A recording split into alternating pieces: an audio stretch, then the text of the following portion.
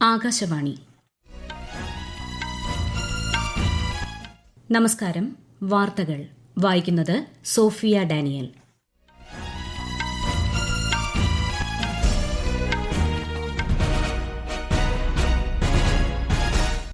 പ്രധാന വാർത്തകൾ. പ്രധാനമന്ത്രി നരേന്ദ്രമോദി ഏഷ്യൻ വികസന ബാങ്ക് പ്രസിഡന്റുമായി കൂടിക്കാഴ്ച നടത്തി. കഴിഞ്ഞ ദശകത്തിൽ രാജ്യത്ത് നടന്ന വികസന പ്രവർത്തനങ്ങൾ ജനജീവിതം കൂടുതൽ മെച്ചപ്പെടുത്തിയതായി പ്രധാനമന്ത്രി. ക്രിമിനൽ നീതിന്യായ വ്യവസ്ഥയിൽ ഫോറൻസിക് തെളിവുകൾ അടിസ്ഥാനമാക്കിയുള്ള സമീപനത്തിനാണ് സർക്കാർ മുൻഗണന നൽകുന്നതെന്ന് കേന്ദ്ര ആഭ്യന്തരമന്ത്രി അമിത്ഷാ. രാജ്യത്തെ മൊത്ത GST വരുമാനം തുടർച്ചയായ രണ്ടാം മാസവും 2 ലക്ഷം കോടി രൂപ കടന്നതായി കേന്ദ്ര ധനമന്ത്രാലയം. ജനജീവിതത്തെ സാരമായി ബാധിച്ച് 6 വടക്ക് കിഴക്കൻ സംസ്ഥാനങ്ങളിൽ ശക്തമായ മഴ. കെടുതികളിൽ 27 മരണം. മധ്യവേനൽ അവധിക്ക് ശേഷം കേരളത്തിലെ സ്കൂളുകൾ നാളെ തുറക്കും. പ്രവേശനോത്സവം മുഖ്യമന്ത്രി പിണറായി വിജയൻ ആലപ്പുഴയിൽ ഉദ്ഘാടനം ചെയ്യും. IPL ക്രിക്കറ്റ് രണ്ടാം ക്വാളിഫയറിൽ മുംബൈ ഇന്ത്യൻസ് പഞ്ചാബ് കിങ്സ് പോരാട്ടം. വാർത്തകൾ വിശദമായി. പ്രധാനമന്ത്രി നരേന്ദ്രമോദി ഏഷ്യൻ വികസന ബാങ്ക് പ്രസിഡന്റ് മസാറ്റോ കാണ്ടെയുമായി ന്യൂഡൽഹിയിൽ കൂടിക്കാഴ്ച നടത്തി. പൊതു താൽപര്യമുള്ള വിവിധ വിഷയങ്ങളിൽ ഇരുവരും ചർച്ച നടത്തി. രാജ്യത്ത് കഴിഞ്ഞ ദശകത്തിൽ നടന്ന അതിവേഗ വികസനം ജനജീവിതം കൂടുതൽ മെച്ചപ്പെടുത്തിയതായി പ്രധാനമന്ത്രി നരേന്ദ്രമോദി സമൂഹമാധ്യമത്തിൽ കുറിച്ചു. നഗര അടിസ്ഥാന സൌകര്യ വികസനം, മെട്രോ ശൃംഖല വിപുലീകരണം, നഗരസേവന ആധുനികവൽക്കരണം തുടങ്ങിയവയിലേക്ക് $1000 കോടി സഹായം നൽകുമെന്ന് ADB പ്രസിഡന്റ് അറിയിച്ചു. വികസിത് ഭാരത് സമീപനത്തെ ADB പിന്തുണയ്ക്കുന്നതായും അദ്ദേഹം സമൂഹമാധ്യമത്തിൽ പറഞ്ഞു. ക്രിമിനൽ നീതിന്യായ വ്യവസ്ഥയിൽ ഫോറൻസിക് തെളിവുകൾ അടിസ്ഥാനമാക്കിയുള്ള സമീപനത്തിനാണ് കേന്ദ്ര സർക്കാർ മുൻഗണന നൽകുന്നതെന്ന് കേന്ദ്ര ആഭ്യന്തരമന്ത്രി അമിത്ഷാ. കൊൽക്കത്തയിലെ രാജർഹട്ടിൽ 88 കോടി രൂപ ചെലവിൽ നിർമ്മിച്ച പുതിയ സെൻട്രൽ ഫോറൻസിക് സയൻസ് ലബോറട്ടറി കെട്ടിടം ഉദ്ഘാടനം ചെയ്യുകയായിരുന്നു മന്ത്രി. നീതിയുക്തവും കൃത്യവുമായ വിധിന്യായങ്ങൾക്ക് ശാസ്ത്രീയ തെളിവുകൾ അനിവാര്യമായതിനാൽ രാജ്യത്തുടനീളം ഫോറൻസിക് സാങ്കേതിക വിദ്യ ശക്തിപ്പെടുത്താൻ സർക്കാർ പ്രതിജ്ഞാബദ്ധമാണെന്ന് ആഭ്യന്തരമന്ത്രി പറഞ്ഞു. हर जिले में एक फोरेंसिक मोबाइल वान के लिए हर राज्य को सहायता ऑफर की है. हमने दूरदर्शिता के साथ कानून 24 में आया, 20 में हम नेशनल फोरेंसिक साइंस यूनिवर्सिटी की स्थापना कर चुके थे. 26 परिसर करीब हर बड़े राज्य में एक NFSU की कॉलेज हम बनाएंगे जिससे ट्रेन मैन पावर मिले. 2 ദിവസത്തെ പശ്ചിമ ബംഗാൾ സന്ദർശനത്തിനായി ഇന്നലെ രാത്രിയാണ് ആഭ്യന്തരമന്ത്രി കൊൽക്കത്തയിലെത്തിയത്. രാജ്യത്തെ മൊത്ത GST വരുമാനം തുടർച്ചയായ രണ്ടാം മാസവും 2 ലക്ഷം കോടി രൂപ കടന്നതായി കേന്ദ്ര ധനമന്ത്രാലയം. മെയ് മാസത്തിലെ കണക്കനുസരിച്ച് കഴിഞ്ഞ വർഷത്തേക്കാൾ 16.4% വർധനയാണ് ഉണ്ടായത്. 2024 മെയ്യിൽ മൊത്ത GST വരുമാനം 1.72 ലക്ഷം കോടി രൂപയായിരുന്നു. ഏപ്രിൽ മാസത്തിലെ GST വരുമാനം 2.37 ലക്ഷം കോടി രൂപയായിരുന്നു. ഇറക്കുമതി, ആഭ്യന്തര ഇടപാടുകൾ തുടങ്ങിയ മേഖലകളിൽ നിന്നാണ് ഏറ്റവും കൂടുതൽ വരുമാനം ലഭിച്ചത്. ഇറക്കുമതി മേഖലയിൽ നിന്ന് 51,266 കോടി രൂപയും ആഭ്യന്തര സ്രോതസ്സുകളിൽ നിന്ന് 1.50 ലക്ഷം കോടി രൂപയാണ് ലഭിച്ചതെന്നും ധനമന്ത്രാലയം അറിയിച്ചു. വിദേശകാര്യമന്ത്രി S. ജയശങ്കർ എറിട്രിയൻ വിദേശകാര്യമന്ത്രി ഉസ്മാൻ സലയുമായി ന്യൂഡൽഹിയിൽ കൂടിക്കാഴ്ച നടത്തി. പഹൽഗാം ഭീകരാക്രമണത്തെ അപലപിച്ച അദ്ദേഹത്തെ അഭിനന്ദിക്കുന്നതായി ശ്രീ ജയശങ്കർ സമൂഹമാധ്യമത്തിൽ പറഞ്ഞു. ആരോഗ്യം, വിദ്യാഭ്യാസം തുടങ്ങി വിവിധ വിഷയങ്ങളിൽ ഉഭയകക്ഷി സഹകരണം വർദ്ധിപ്പിക്കുന്നത് സംബന്ധിച്ച് ഇരുവരും ചർച്ച ചെയ്തതായും അദ്ദേഹം പറഞ്ഞു. ശക്തമായ മഴ രാജ്യത്തെ 6 വടക്ക് കിഴക്കൻ സംസ്ഥാനങ്ങളിലെ ജനജീവിതത്തെ സാരമായി ബാധിച്ചു. മഴക്കെടുതികളിൽ 27 പേർ മരിച്ചു. അരുണാചൽ പ്രദേശിൽ 9 പേരും മേഘാലയയിൽ 6 പേരും ഇതിൽ ഉൾപ്പെടുന്നു. അസം, മിസോറാം എന്നിവിടങ്ങളിൽ 5 മരണവും ത്രിപുര, നാഗാലാന്റ് എന്നിവിടങ്ങളിൽ ഓരോ മരണവും റിപ്പോർട്ട് ചെയ്തു. റോഡുകളും ആശയവിനിമയ സംവിധാനങ്ങളും താറുമാറായി. ബംഗാൾ ഉൾക്കടലിൽ രൂപപ്പെട്ട ന്യൂനമർദ്ദമാണ് കനത്ത മഴയ്ക്ക് കാരണം. മേഖലയിൽ അടുത്ത 7 ദിവസം അതിതീവ്ര മഴ തുടരുമെന്ന് കേന്ദ്ര കാലാവസ്ഥാ വകുപ്പ് മുന്നറിയിപ്പ് നൽകി. വെള്ളപ്പൊക്കവും മണ്ണിടിച്ചിലും കാരണം ദുരിതമനുഭവിക്കുന്ന 4 വടക്ക് കിഴക്കൻ സംസ്ഥാനങ്ങൾക്ക് പൂർണ്ണ പിന്തുണ വാഗ്ദാനം ചെയ്ത് കേന്ദ്ര ആഭ്യന്തരമന്ത്രി അമിത്ഷാ. അസം, മണിപ്പൂർ, സിക്കിം, അരുണാചൽ പ്രദേശ് സംസ്ഥാനങ്ങളിലെ മുഖ്യമന്ത്രിമാരുമായി നേരിട്ട് സംസാരിച്ച അദ്ദേഹം കേന്ദ്ര സർക്കാർ ആവശ്യമായ എല്ലാ സഹായവും നൽകുമെന്ന് ഉറപ്പു നൽകി. ദേശീയ ദുരന്ത നിവാരണ സേന ഉൾപ്പെടെ നിരവധി സുരക്ഷാ ഏജൻസികളും പ്രദേശത്ത് രക്ഷാപ്രവർത്തനം നടത്തിവരികയാണ്. മേഖലയിൽ കൂടുതൽ മഴ പ്രതീക്ഷിക്കുന്നതിനാൽ അതീവ ജാഗ്രതയിലാണ് അധികൃതർ.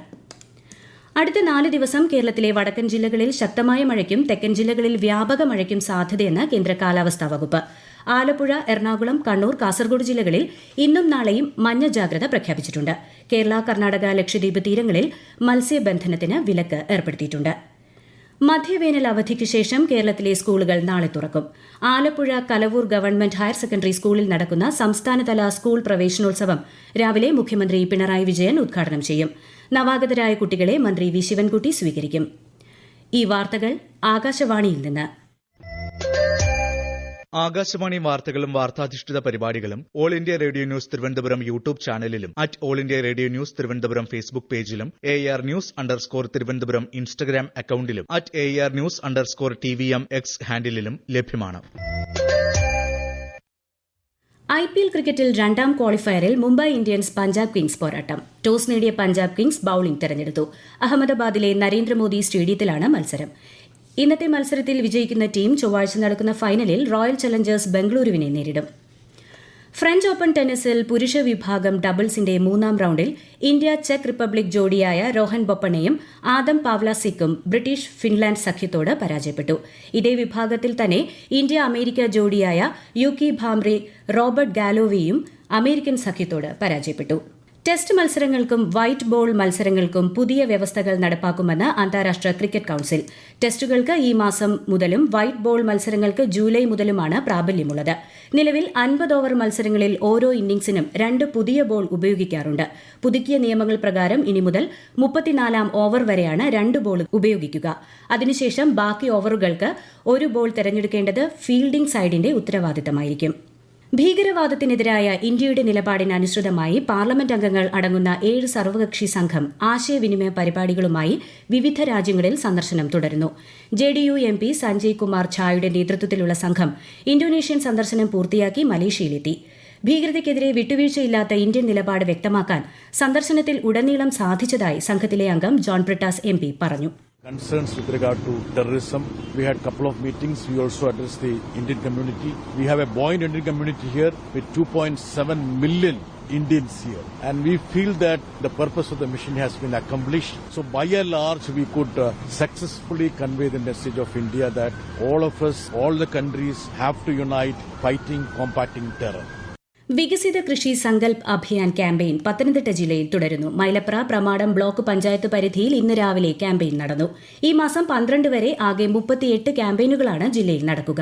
കൃഷി വിജ്ഞാന കേന്ദ്രത്തിലെ ശാസ്ത്രജ്ഞർക്ക് പുറമെ കേന്ദ്ര കിഴങ്ങുവിള ഗവേഷണ കേന്ദ്രം, central marine fisheries, central institute of fisheries technology എന്നീ സ്ഥാപനങ്ങളിലെ ശാസ്ത്രജ്ഞരും ക്യാമ്പയിനിൽ പങ്കെടുക്കുന്നു. കേരളത്തിലെ നിലമ്പൂർ നിയമസഭാ മണ്ഡലത്തിൽ ഉപതെരഞ്ഞെടുപ്പ് പ്രചാരണം ഊർജിതം. LDF കൺവെൻഷൻ ഇന്ന് മുഖ്യമന്ത്രി പിണറായി വിജയൻ ഉദ്ഘാടനം ചെയ്തു.